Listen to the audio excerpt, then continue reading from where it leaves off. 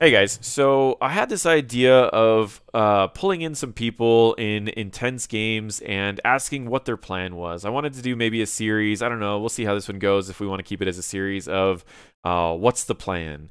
So I saw this game on the Heroes Hype series. It was from Team Freedom, which is the members of Team Freedom in the past. We remember Team Freedom, top 3 team in HGC, one of the best teams around. They're extremely good at this game, and they were against SLC, which is a rather new team. Porky's been getting this ragtag group of people together, and I've played with Porky a lot in Storm League. He always has some crazy ideas, so I wanted to ask him what his plans were when he's going into a game against such a prestigious team like Team Freedom. And in order to do that, I wanted Porky to be in this video too. So, Porky, would you like to introduce yourself and talk a little bit about this team that you pulled together?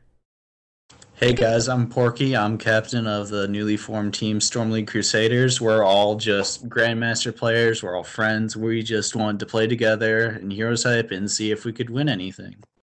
All right, and I mean, it has been pretty fascinating to see your team take down some of the better teams too. So, getting into this one, we will be getting into the draft in just a second, and we'll be tearing apart just the different plans of the draft. And before the game gets going, to talk about, because there's gonna be multiple plans throughout this game, so we'll be talking about the draft, the early objectives, possibly early team fights, and then there's one particular reason why I chose this game to go over, and that's going to be at the very end of the video, so make sure that you guys watch all the way through. All right, so before we go into the draft, in Heroes Hype Premier Series, there's a coin flip that starts off, and the team that wins the coin flip gets to either pick the map or they get the first pick of hero. Did you guys get that coin flip? Which one did you end up choosing if you did? Yeah, we ended up winning the coin flip and we chose first pick. I think we chose first pick because we're pretty good on most of the maps and we just want to take first pick away from Team Freedom so they don't get that priority hero like a Nubrak or a Zeratul. Okay, yeah, definitely. And so you feel Anubrak, Zeratul, those are the ones you're really looking for this map? Yeah, they're pretty good. They both have ultimates that can zone off a team, and they can both turn the game really easily. All right. Well, we'll get right into the draft now. And so you guys do have first pick, which means you also have first ban. Who are you looking at banning? We're looking to ban Maev from Lutano. He's just insane at the hero, and it's Maev on this map. She has really good wave clear and camp clear. Yeah, I completely agree. And I mean, Lutano's Maiev is insane, and he's been practicing a lot lately, and we've been seeing a lot of Maiev coming out from him, a lot of Alarak coming out from him. So it should be. I definitely think that's a good one. You picked that, or you did that ban very quickly, and you see Team Feed'em is taking their time on the ban. Are you doing the fast bans just to try to like give them less time to plan, or is there any particular reason why you're doing these like really fast bans? I'd say it's a little bit of both. We want less time for them to plan against us, and we already know what we're gonna ban because we've seen them play a lot on stream and during HGC, so we know what they play. And what ban are you looking for right here? I mean, Um, yeah, I think we are looking for. God, oh yeah, the Joanna. Yeah, I yeah, forgot about that. That Joanna was ban. Yeah. yeah, Hmm. and that was for Zugrug, right? I know Zugrug's Joanna is like absolutely insane. Yeah, and she just got buffed. Yeah, today. Oh yeah, this was So so yeah. this for everyone who's watching this. This video is after this tournament was after the patch notes that I brought out yesterday or a couple days ago. I don't know when I'm bringing out this video, but so you guys do end up taking the Anubarak. That was kind of your goal for first pick Yeah, too. that was my goal. Hmm. Mhm. Now, what are you looking for? I mean, we'll wait until they get their picks, but what else are you looking for in this team comp? Is there any particular picks that you think would be really good for your team to pick if the enemies don't get those? I think we would really like Greymane here. He's really good on this map because he can camp clear. He's just good at damage, and he has that like I'd say he's just consistent all around. There's not really too much you could go wrong with that hero. And we're looking to pick that up. And we're also looking to pick up Malfurion here because it's really good on this map and it can help sustain our team through these long team fights during the rotation Hmm. and keep our Nubarak up on mana. You know, I mean, looking at a new rack, I usually try to grab a Tyrande. Was there any reason why you guys didn't want to go for a Tyrande this game? We haven't had too much practice with Tyrande and Nubarak, so we Destructible is just an insane Malfurion. I wanted to get him on that hero. Yeah, and I've watched through this game quite a few times now. That's kind of one of the reasons I picked this, and I don't think we're gonna show all of them, but his cleanses are absolutely insane. I mean, there was a few cleanses where, I mean, a little bit of a spoiler, the Team Feedham ends up getting a Hanzo, but those arrows were cleansed in like 0.5 seconds. It was insane. Like, sorry, 1/5 of a second, like 0.2 seconds. I mean, just absolutely insane. So Destructible's Malfurion is crazy. So Mhm. you guys do ban the Alarak there. What was your thought process with that? Just again another Lutano target ban? Yeah, it's another Lutano target ban. He's been playing it a lot on this map when I see him playing Storm League, so I really don't want him on that hero. And it's really good against Malfurion too. There's not really too much you can do against it with the removal of Ice Block a while ago, so we just want to take that away from them. Okay, that makes a lot of sense. They do get the Tyrande. I mean, what are you guys thinking about for these like last two picks? Now that you see that they've got a pretty standard blow up composition, I mean, is there any particular picks you want to do to try to prevent that blow up, or are you Um, just gonna try to just rip out some strong heroes? yeah, we're just trying to rip out strong heroes. Our main goal is to really like out rotate them this game, get camps, get the first turn in if possible, and just overall out macro them Okay. because they're really heavy team fight composition. So, looking at your team comp right now, are there any particular ultimates that you're going to shift up a little bit, maybe change them to something that's less meta, or maybe just a different talent pick now that you see the entire enemy team?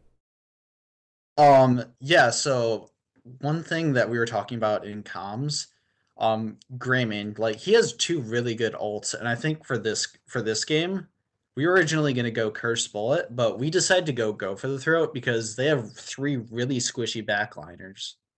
And if we can kill any one of them, it's just gonna destroy their team fight capabilities. Okay. Yeah, that sounds good. We're going to be heading into the game pretty soon. I'm actually going to pause this and we're going to jump into an actual replay of the game so we're not following the stream camera. But we'll get into that in just a second. All right, so we're in the game at the moment, and we're getting right to where like the beginning of a game really starts getting intense. So before I start this, what's your plan for getting this first objective, pushing forward, gaining an advantage? I mean, what's your goal here? So our plan, we want to send Greymane bottom to get that siege camp when they're not expecting it, just for the XP and the pushing, and we just want to out-rotate them throughout the rest of the game. And if we can out-rotate them, it's basically a free win on this map. Yeah, I know this map, I mean, as long as you can keep the rotations up, we can see right now the rotating is 4, and they're getting that, but you guys are still holding your own with the Nubrak mid and yourself top. So, I mean, you're still keeping up with experience, and you do have that Greymane who just picked up that camp. Any other, like, major plans on this map that would really help you get these early objectives? Picks also help get early objectives, obviously, so we're always looking for picks as a team. The picks primarily, I mean, just for those watching, it's a term that's usually used in competitive play that pretty much just means to find someone out of position and have your team take them out very quickly and then move on with what you were doing first. Usually someone that's away from a team fight, so it's a very short fight that just takes out one person. And then we'll be moving into the next fight after this. Got it. All right, so I'm pausing here because it looks like a team fight's about to start, and you guys actually were posturing for this, meaning that you guys were setting up for this fight. What made this a fight that you guys are setting up for? Like, what was the plan here? What made you guys really want to have such an aggressive positioning for this particular fight? So there's a lot of things that are really good about this team fight for us. Their team is really split up, and Lutano just finished capping the Bruiser camp, so we know it's going to be a 4v5. And not to mention their team, so there's three, I guess, yeah, there's three heroes that are really separated from their Diablo, which is also a really good thing about this team fight. And our main plan in this team fight is really just to get Collusion in a cocoon so he can't heal the rest of his team. mean, we don't really want to get Diablo or Blaze in a Cocoon because either one is basically I guess a main tank since the recent Blaze buffs and all the love he's been getting from Blizzard. So there's no really need to cocoon a main tank when the other can just fill that exact same role. It's better just to close off Collusion from healing his team. Okay. So you'd imagine if you can cocoon collusion and then you guys dive in on maybe their backline, you'd say this is pretty much a free fight because Jaina's not even there right now. You just saw a camp that got cleared, so you know there's at least one person who's at the camp. So as long as you get that cocoon on Toronto, you think this is a pretty good fight for you guys? Oh yeah, for sure. It's with the cocoon on collusion. It's going to be a literal 3v5, which is amazing for us. And if we get this team fight to go in our favor, we can turn in and start to push the game in our favor. Definitely. I mean, you guys have 61 gems, so if you guys do win this fight, that gives you a free turn in. So you guys really planned out this fight. Let's see how it went. Starting off, we do have Diablo getting a breath off. The cocoon does go off on Tyrande. Looks like the Riptire did get the bunker immediately, but you did get some damage off. Drop down the Hanzo. By the time the Tron is up to even throw a heal out, it looks like you guys already had 2 people down and 1 person almost down as well. Kira will probably get out there, and the rest of their team is done. So now what do you guys do? What's the plan after this? I mean, I see you guys are going for a turn-in, but is there anything else that you're trying to do, or are you just going to probably clear up and then go for the... Yeah, here we just clear up and get the turn in. A mistake that I think we made, we should have gone for the Bruiser camp. I think it was the safe play.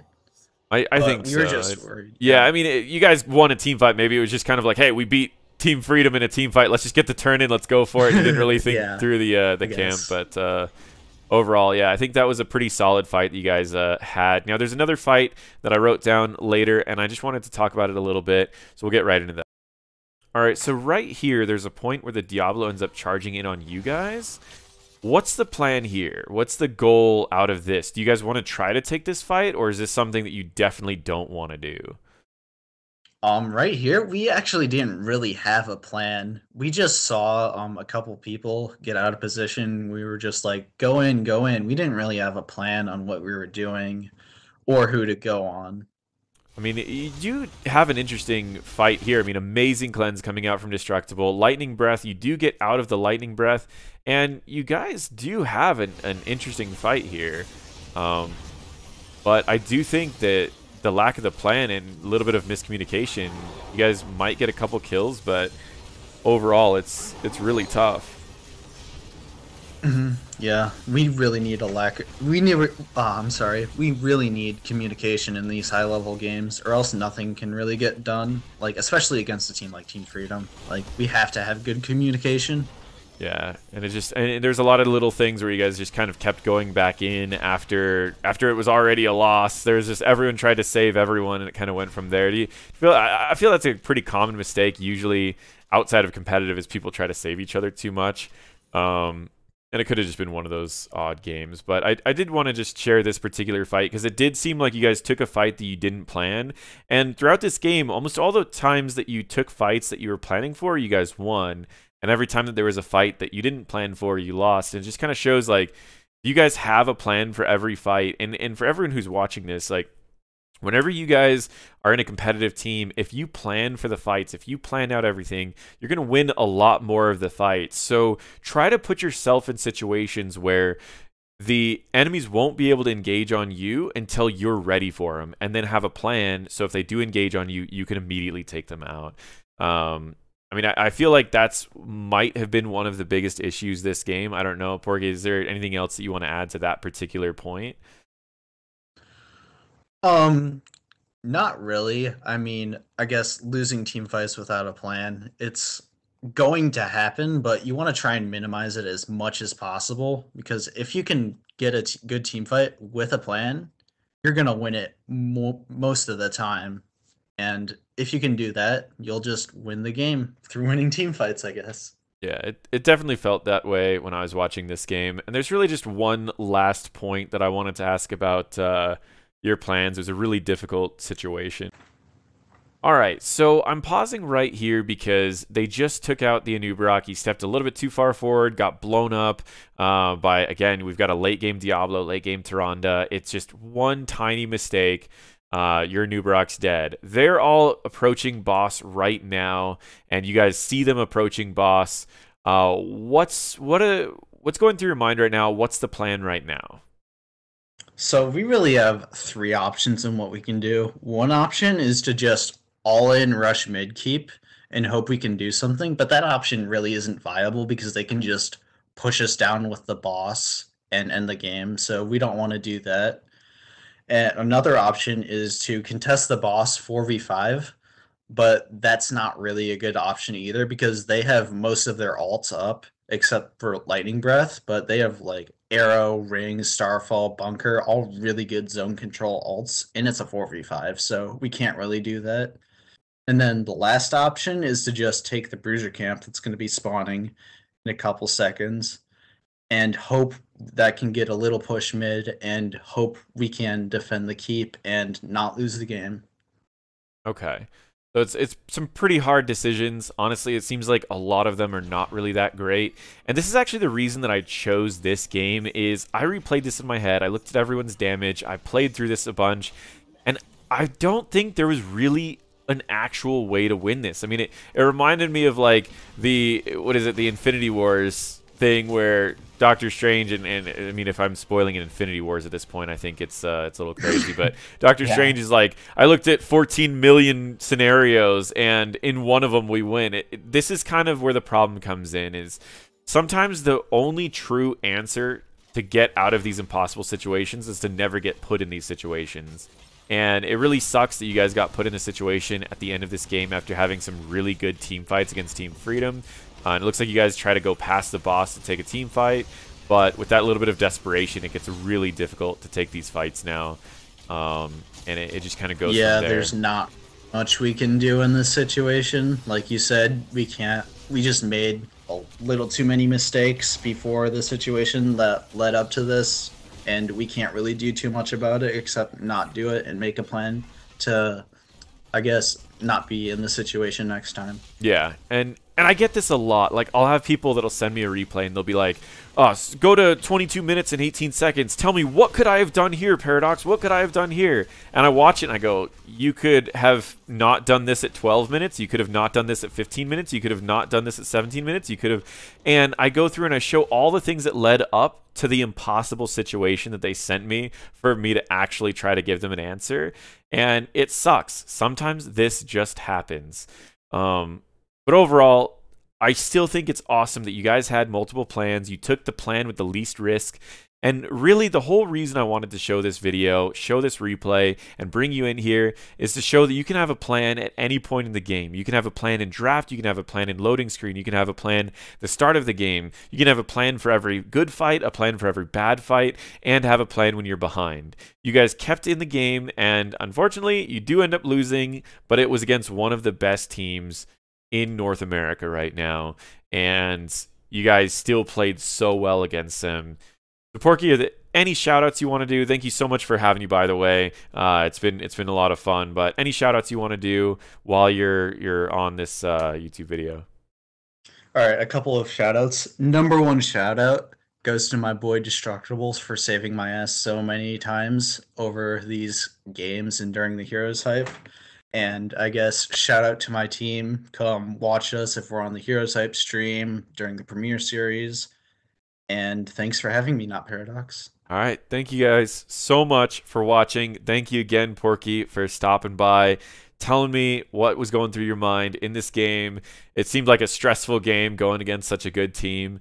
And thank you all again for watching. Feel free to check out any of my other videos. And if you guys have any questions for Porky, toss it down in the comments below. Pretty sure you have a YouTube account. You can go answer any questions. Yeah, I'll go answer some questions. Awesome. Cool. So yeah, so if you guys have any questions for Porky, toss it down below. Thank you guys again for watching.